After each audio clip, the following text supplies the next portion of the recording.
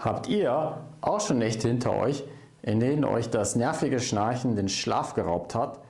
Heute zeige ich euch, wie unsere 3 Einsteigerschienen auch euch zu erholsamen Nächten verhelfen können. Um diese 3 Schienen geht es. Erstens die Snorband, zweitens die Somnoguard 3 und drittens die Seaquiet. Die Schienen haben allesamt 2 Dinge gemeinsam. Erstens, sie liegen preislich eng beieinander, nämlich so zwischen 53 bis ca. 66 Euro zurzeit. Zweitens sind es einteilige Schnarchschienen, das heißt sie bestehen aus nur einem Stück. Die höherpreisigen Schienen bestehen üblicherweise aus 2 Teilen, was seitliche Kiefergelenksbeweglichkeit zulässt. Schauen wir uns nun zuerst die Snorband genauer an. Das ist von diesen 3 Schnarchschienen die meines Erachtens bekannteste Schiene auf dem Markt. Sie ist einfach gehalten, vernünftig als einteilige Zahnschiene gebaut und stammt von einem US-Hersteller. Sie besteht aus einem gut verformbaren, weichen Kunststoff. Es wird relativ wenig Material eingesetzt, was grundsätzlich für den Tragekomfort gut ist. Es gab aber auch Kundenkritik, wonach man für ein vollständiges Abformen des Gebisses und eine bessere Druckverteilung sich mehr Material gewünscht hätte. Die Einstellung des Vorschubs findet während der Anpassung statt, indem man den Unterkiefer etwas nach vorne zieht und dann erst in die erwärmte Kunststoffmasse hineinbeißt. Das ist ein generelles Manko bei den meisten einteiligen Schienen, dass man nach Anpassung nicht ohne weiteres den Vorschub verändern kann. Um den Vorschub zu verändern, muss vielmehr die Schiene nochmals erwärmt werden und eine neue Anpassung gemacht werden. Gehen wir nun zur Somnoguard 3.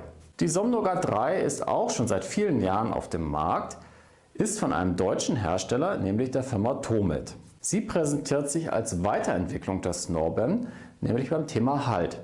Wie man hier gut sehen kann, hat sie, anders als die Snorband, Halterillen in die Innenleiste eingebaut. Das sorgt für einen deutlich besseren Halt, aber zugleich auch für deutlich mehr Material im Mund. Der Tragekomfort ist dennoch nach meinen Erfahrungen für eine einteilige Schnarchschiene gut. Das verwendete Kunststoffmaterial ist ausgesprochen hochwertig und ist absolut geschmacksneutral. Bei der Somnoguard 3 ist die Mundatmung eingeschränkt möglich, da sie ein kleines Atemloch hat. Die Snorband hingegen blockiert die Mundatmung vollständig. Ein völlig anderes Konzept verfolgt die Seaquiet. Sie ist zwar auch eine einteilige Schnarchschiene, aber sie unterscheidet sich in 3 Punkten von Somnoguard 3 und Snorband. Erstens, ihr Design ist explizit für das Atmen durch den Mund gedacht. Das sieht man sofort, wenn man die Seaquiet blau neben Somnoguard 3 und Snorband stellt. Sie hat ein offenes Design, während die Snorband und die Somnoguard 3 ein geschlossenes Design haben. Zweitens, sie setzt nicht voraus, dass man sie ans Gebiss anpasst. Der Kunststoff ist weich genug, sodass man sie ohne weiteres einsetzen kann. Wichtig, und das kommt auch in der Gebrauchsanweisung etwas zu kurz, man kann sie auch im heißen Wasser erwärmen und so noch besser ans Gebiss anpassen. Das geht.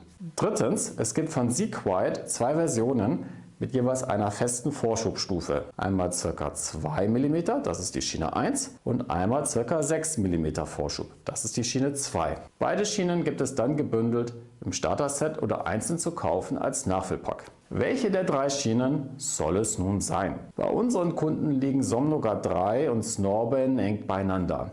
Beide liegen um und bei 4 von 5 Sternen in der Kundenbewertung. Für die Somnoguard 3 spricht das exzellente Material mitsamt Halterillen und die wirklich hervorragende Schritt-für-Schritt-Anleitung. Was etwas mühevoll sein kann, ist die Anpassung. Snorband ist das Produkt, das ich dann wählen würde, wenn die Schnarchursache unklar ist. Das heißt, wenn unklar ist, ob man wegen offenem Mund oder wegen Rückenlage schnarcht. Denn anders als die Somnoguard 3 hat die Snorband kein Atemloch.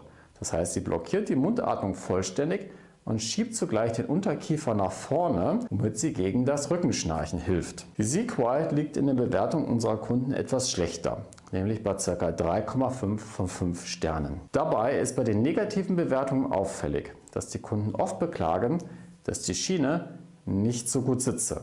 In diesem Fall ist eine erneute Anpassung nach Erwärmung im heißen Wasser hilfreich, was in der Bedienungsanleitung vom Hersteller in der Tat stärker betont werden könnte. Seaquiet empfehle ich in der Produktberatung jedem Kunden gerne, die Wert auf Mundatmung im Schlaf legen oder die eine möglichst einfache Lösung, das heißt ohne Anpassung wollen.